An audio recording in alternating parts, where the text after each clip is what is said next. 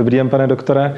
Já jsem vám přivedl tady našeho klienta, který má pozitivní test na okultní krvácení a jestli byste se mohl prosím na něj podívat. Ukážeme sa, neboj sa. Dobre, je bez anémie. Dobre, okultné krvácanie môže znamenať niekoľko vecí.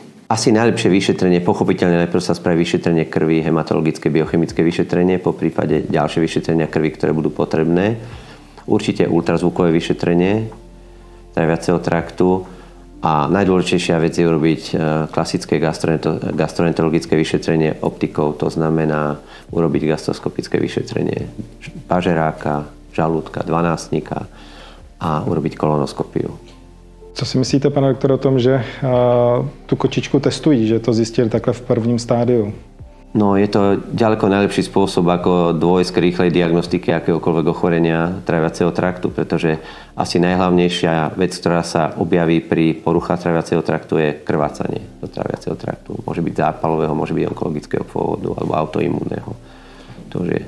Protože ta kočička nejevila žádný příznaky, vidět ta krev nebyla, ale test byl pozitivní, takže jsem rád, že si klienti rovnou za váma přišli. Každé ochorenie tohto typu začína nenápadne.